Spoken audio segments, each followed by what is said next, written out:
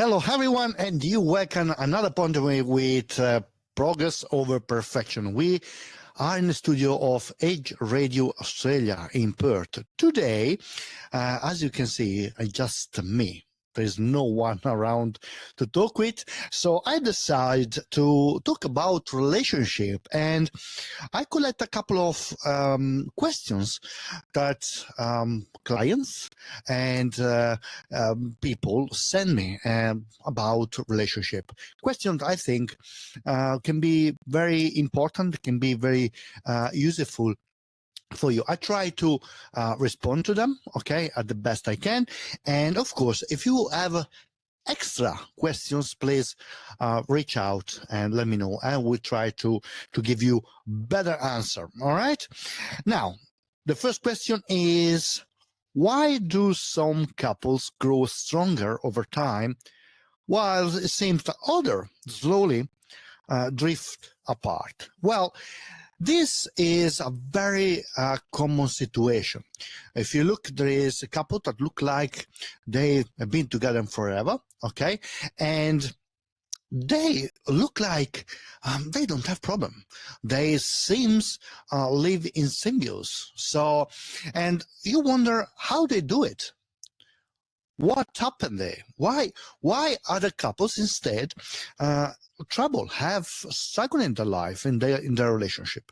Well, I try to put down a few points. Okay, first of all, we have to have a look at what the studies say, and usually couples that come from parents or family that are already divorced, okay, are more likely to get divorced in their relationship. Then there is several situations. For example, the one that actually work on the relationship and actually they look like they're always happy is because those couple are very emotionally connected with themselves first and with the partner. So there's a consistent emotional connection between the two. Then they have very healthy conflict management. So what I'm saying this is couple always have situations that maybe are not very pleasant. So couples must have some struggle, okay? It's very normal, it's common. Couples that tell me, we don't have problem, don't believe it, do not exist. The problem is, and the difference is between the one actually work, the other one doesn't work, is what they do with that, okay? How they answer to the problem, okay? This person have a healthy conflict management, or the conflict from a little point become a situation that is unbelievable. Okay, for example, why the trash is still here, you know, and then the other person, instead to take charge of the responsibility of that, answer back, pushing the problem to the person. So in this way, you raise a conflict between the two persons. Okay, so a very healthy conflict management. Then what is important, a couple work if both of the two in the relationship actually grow together. It's very important topic, especially in today's society where both of the gender in the relationship want to be part of the society. Okay, you must have a very high understanding of what are your partner dreams and expectation, okay, and you help each other to grow as a couple.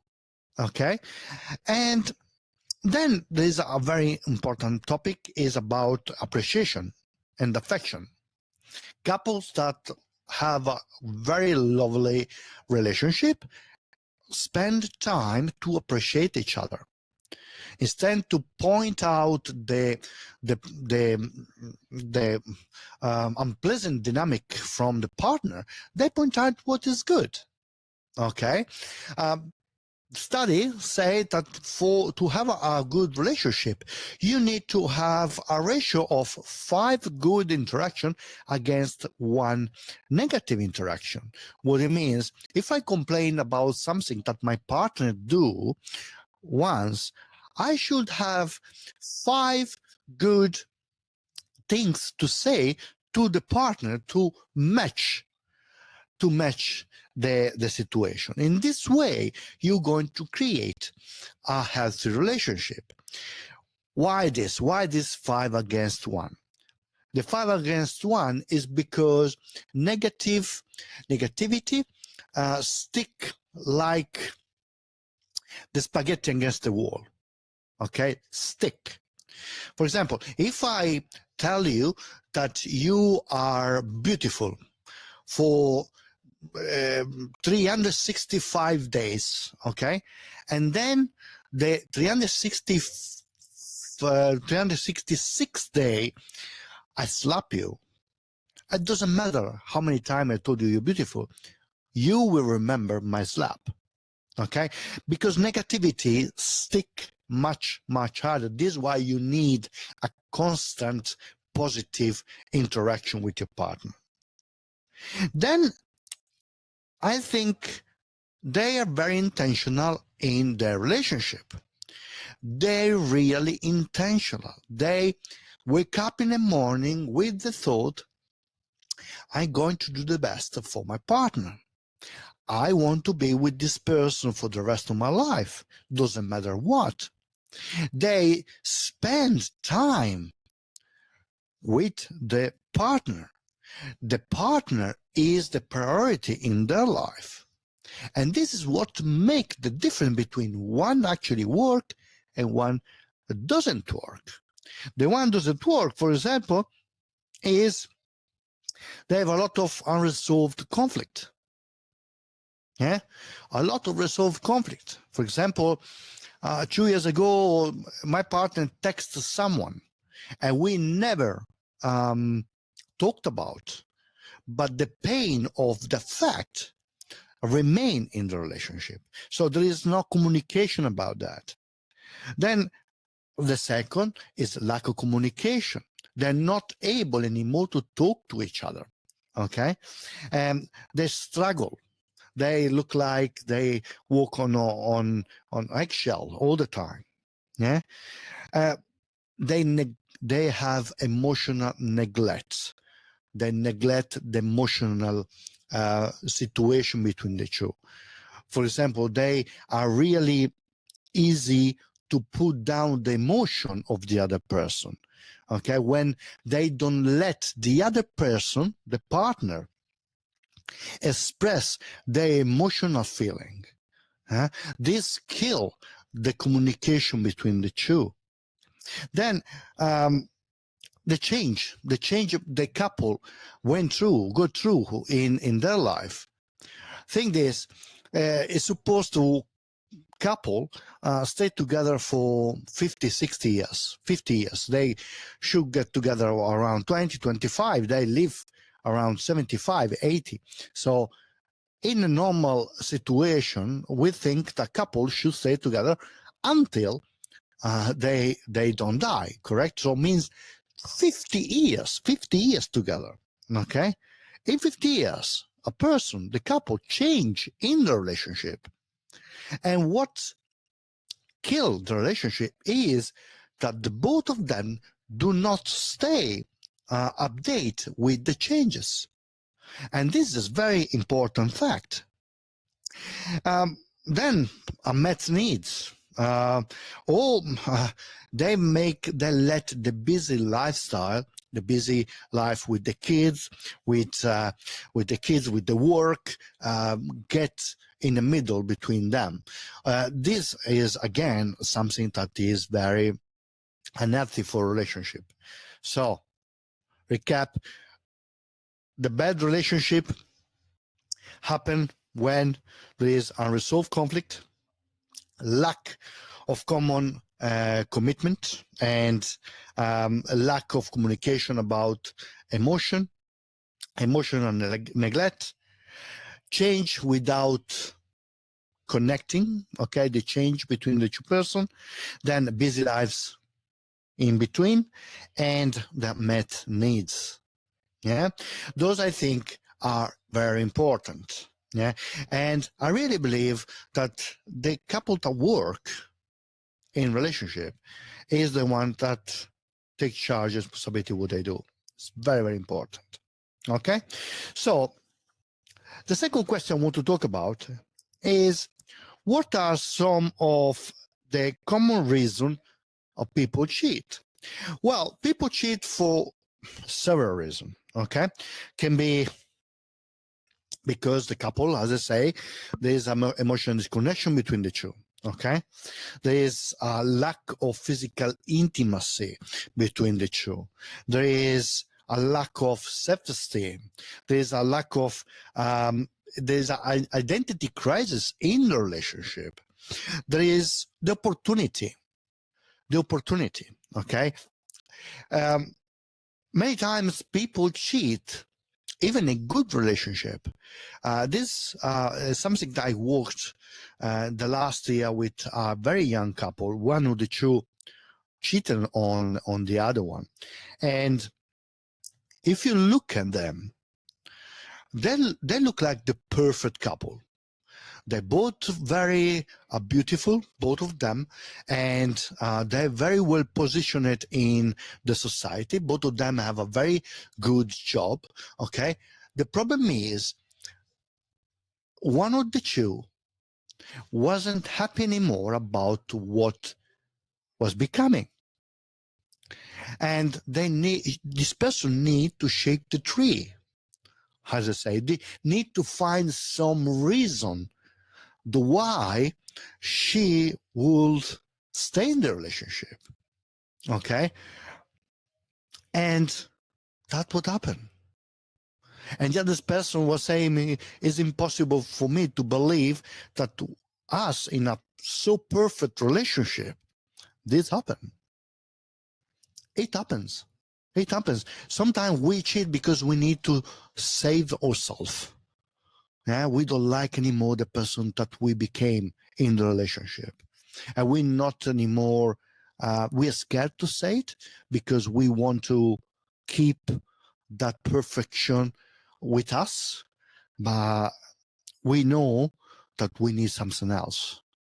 Now, I don't excuse, but we have to remember that cheating doesn't happen suddenly, okay? It's not a thing that it happens, it appears in front of someone, okay? There is a cascade, we call the cascades. And this is what happened in relationship. For example, cascades, when you have a partner that doesn't talk with you anymore, okay? And you have less physical connection. Maybe it's 3-4 years because the kids, because the work. And you start to see that the lady or the guy at the cafe give you a compliment to maybe to change your hair. And you think, wow, even the barman saw that I changed my hair. Why my husband doesn't? Why my wife doesn't? And this is the beginning of a cascade. From there, the seeds of unhappiness start to grow inside you. Okay? Otherwise, another point is when you say, this person is just a friend. There's a beautiful book that is called Just Friend, not Just Friend, by Shirley Grass, and talks about how the betrayal start. And many times start from just friend. And you start with not a sexual, not a physical betrayal affairs, but with an emotional affairs. What is the difference between emotional affair and physical affairs? Well, let's say the words. Emotional affair is where you find someone that you share things, emotional things, okay? You start to talk about yourself. You start to share with this person things that you don't share anymore with your partner. And you're going to take away that secrecy, that exclusivity between you and your partner. And then we have the physical affairs where actually you physically going to have a relationship with someone else. And many times start with just friend. In fact, this couple that I worked with, I was talking with you, for you, start, we are just a friend. Yeah? So we need to build boundaries around how we interact with people with the other sex. Okay? Anyway, cheating is something very particular, okay? Because cheating sometimes can be just what happened after months and months of neglect, okay? How I'm saying many times with my couples is we need to understand why things happen, because of course, we don't talk about those people that go around cheating, okay? There is these people, men and women, or any gender anyway. And the point is that many times cheating happens because there's a lack of something.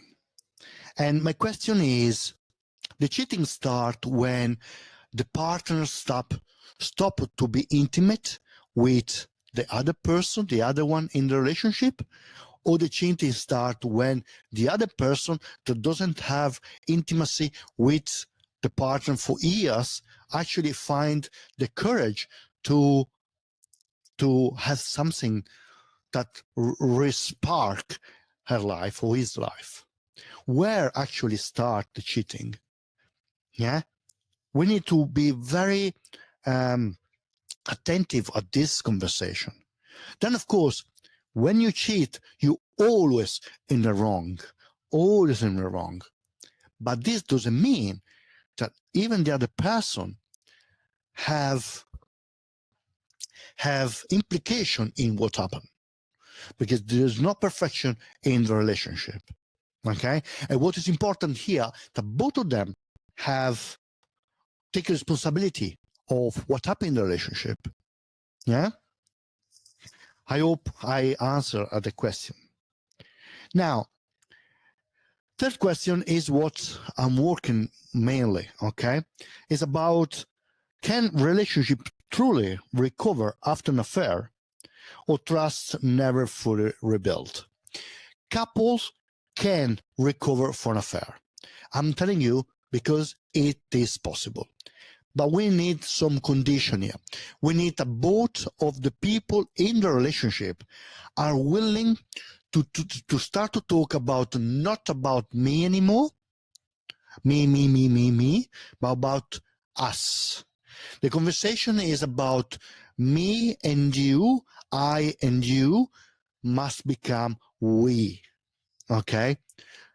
Second, the person that actually betrayed must be open to talk about what happened.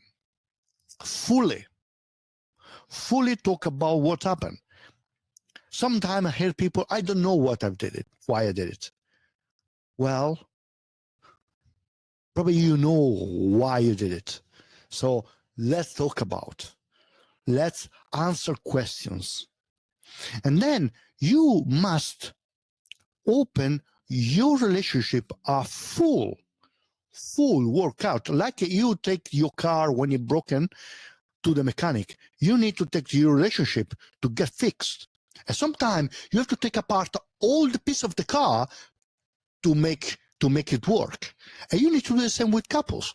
With couples, you need to be able and ready, if you want, to take apart every piece of the relationship to make sure that you're going to rebuild in the same way. As I say with my couples, relationship, like everything, can end. Can end. Now, when these things happen, the question you have to ask yourself, do you want to rebuild a second marriage, or you want to stop the relationship? That is a very important question. There is any common ground where we can work with? Because if it's been an adventure, because like happened with a couple, for 5 years, they didn't have sex, okay? They haven't been intimate for 5 years. 5 years, okay? The other person find himself in a position that he didn't know how to talk about that. He didn't know how to ask because was always rejected. He didn't know what to do and find someone, the just friend, as I told you before, to talk with. And this just friend became something more. So this common ground, there is common ground. They still want to be together. They still want this relationship work. This is a very important question. So answer the question, yes, you can recover after an affair, but need a lot of work. And the trust can be rebuilt. I have proof couples that went through that, and with a lot of work, maybe a year and a half, they rebuilt the marriage, and they are happier than they were before because both of them understood what they did wrong. What's next is the conversation must be, now you see that the impossible became possible. So what do you think will never happen actually happen? What are you going to do if this happen again? Are you able to talk about? Are you able to discuss? Are you able to sit and have a conversation with your partner about your fear, your struggle? It's very important. Many times we are too busy. We don't stop and talk about these things. Yeah. I want to say thank you to Travis. Great show. Love watching from Vietnam. So in Vietnam is a beautiful country. I've been there last year in September. Fantastic country, Vietnam. Thank you for watching, Travis. Now, another one, fourth question. How do couples keep intimacy when life gets busy? Now, this is one of the things I start still away with my couples, because those things are very, very important. You need to build times where couples spend time together. Okay, we call the ritual connection that are very useful for the couple to make sure that they actually spend time together. And how you can do that? So have a look when you come back from work. When you come back from work, how do you cheers your partner, or how the partner cheers you when you come back from home?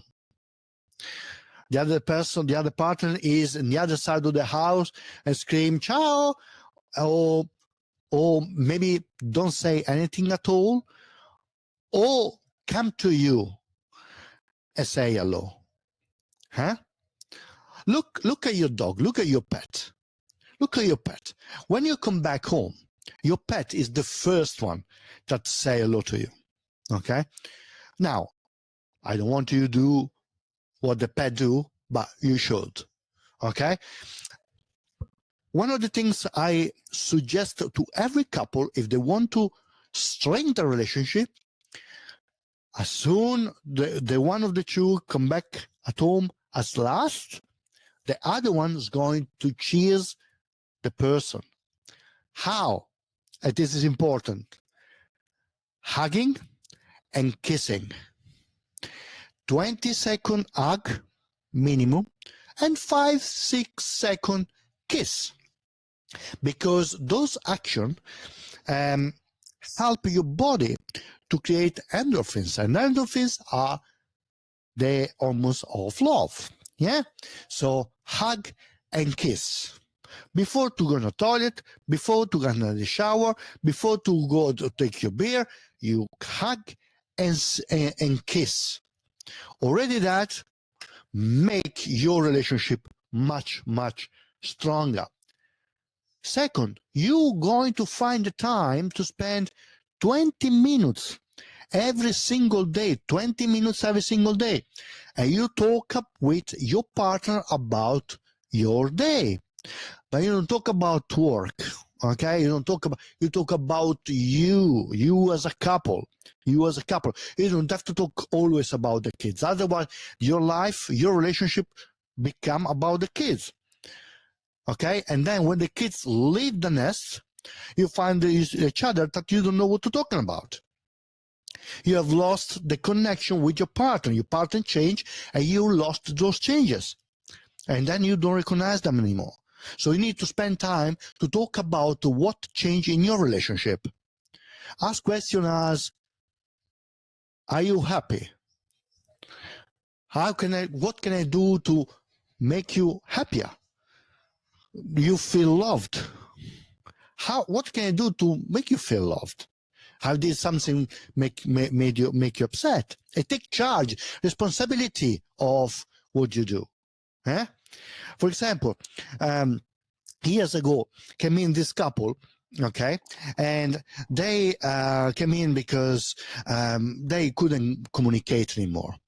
Okay, he was the one that every single day was buying the same chocolate for the wife. Okay, because was the favorite chocolate for the wife. So a small chocolate every single day. He was stopping in the same store and buy the same chocolate and give to the wife this chocolate. At one point, the wife couldn't eat anymore that chocolate because some allergy inside the chocolate, milk or stuff like that. She didn't communicate this change to him. He didn't ask. Okay?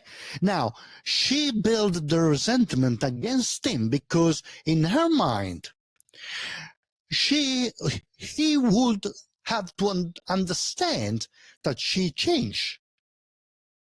But how he could understand is she never said. The other side, okay, he was upset with her because she never told. Well, why you never ask?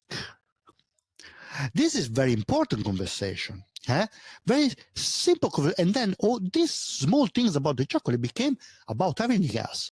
Because in her mind, start thinking, he cannot see that I'm changing, he doesn't care, he doesn't love me, all these things. And he was thinking, I cannot talk with her, everything I do is wrong, all these things. And you go down the hill in this way, where if you stop and say, hey, do you still like chocolate I give to you every day? No. Oh, why? What happened?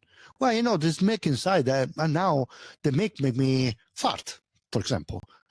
So communication is the key for your happiness in relationship. Now, this is how you keep intimacy, and then spend time to have intimacy. Even if you don't want to, do something, okay? Maybe you don't have to be fully complete. There is many ways to do it, okay? Even just sleep together naked, that is already intimacy, okay? Caress each other, but that is already intimacy. You don't have to be fully, okay? But that already is intimacy. Kissing, as I say, kissing is a very important thing. Go in bed before to go to sleep, kiss for a few minutes and tell to each other how you love each other. In that way, you're going to have a beautiful sex life. I'm telling you, you're going to have a beautiful sex life, but you need to put the effort inside and spend time to do it. and not find excuses because there is a game, there's my friend, because, okay? Now, I hope you like what I'm saying, and I hope everything I say can help you to have a better relationship. This is all the things I'm working with, okay? Now, why do people struggle to talk openly about their sexual needs with their partner? Well, this is about society. Why couples do not talk about sex? Because we grew up in a society where people say, we grew up saying that sex is bad.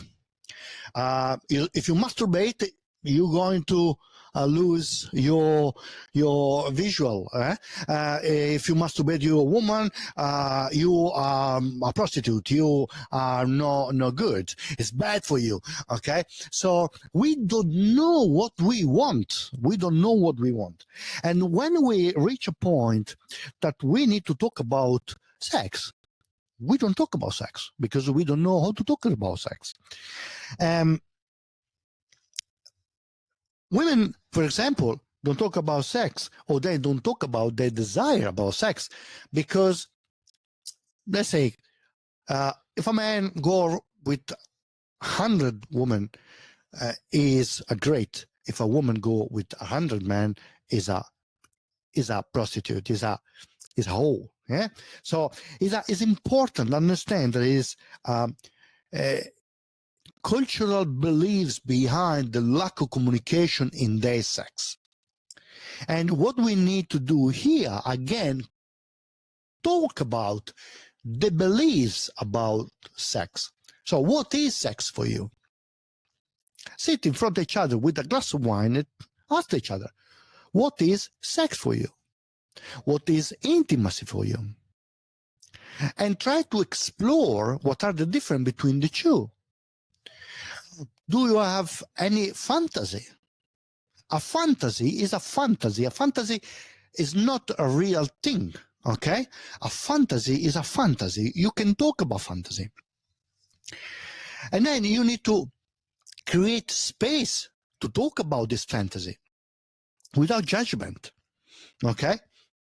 It's very important to create the space to talk about fantasy.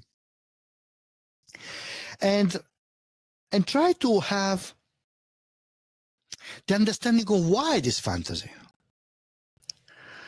Talking about in this way, you're going to create trust between the two in a relationship. You're going to create intimacy. You're going to create a bond. You're going to create something that is unique. You need to find something that glue you together against the wall. Okay? For example, come in a couple few months ago, and both of them wanted to explore different way to have a sexual relationship, but both of them were so scared to tell to each other because they didn't know how to express their needs, their wants, their dreams. Now, these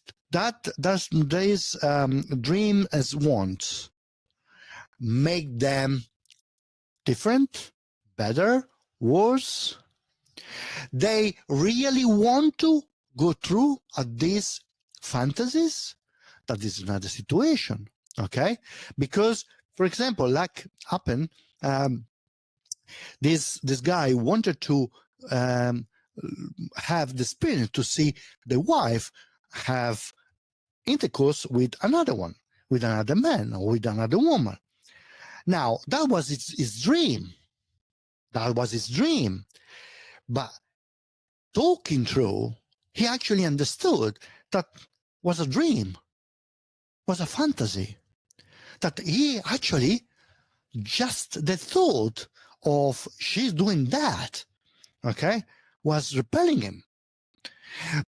But the talk between the two So she was telling him story of affair with someone else was arousing him. Okay, so we need to understand where are the limits between intimacy and sex. What is the reality and the fantasy of what we're looking for in relationships? Huh? This is why people struggle to talk about sex, because society told us that sex is bad. Yeah, mostly. Now, number 6, this would be my last. If you can give a piece of advice to someone navigating, struggling with intimacy, what would be? Search for help. Search for help.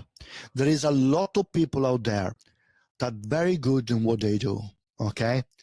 And sometimes we need a third person to help us to have a better relationship. Like we take, as I say before, the car to fix, as we go to school to learn, as we go to the doctor to understand what happened with us because maybe we're sick, as we maybe search third party to help our business to grow. Well, there's nothing wrong. Find someone like a counselor or psychologist that help us to understand the dynamic of relationship. So it's very important that we become humble enough to start to talk and say there is a problem and we need to talk about. This the biggest piece of advice for people to struggle. Then I say before, you need to find a way to recommit with this person. And you must find what is in common between you two. Start to talk about the positive things between you two. What is the things that lead you together since the beginning of your relationship? What let the spark become something meaningful and magnificent as you have in your relationship? And remember this. I know that is haunting end relationship, but sometimes relationship end. Sometimes relationship end. And sometimes is with people like this, counselor or psychologist, they can help you to unplug this relationship without being mean to each other. Because remember that for the time that you spend together, you love each other. Maybe you made a couple of kids, you raised them. Maybe you bought a house. Maybe you have pets. Maybe you have friends. Maybe you have a circle is a community. A family is a community. Or is a tribe, become a tribe. Yeah. So this is what I say. Search for help, because relationship can be fixed. It can be helped. Everything is possible. Now, this was my last answer of the day. Guys, if you're looking for relationship help, be very happy to help you out. You'll find my website, Mauro Daviddi, maurodaviddi.com.au, and reach out to, or if you don't find it, call here, Edge Radio. They give you my detail, and I'll be very, very happy to help you out. See you next video, see you next week for another appointment with relationship. Ciao!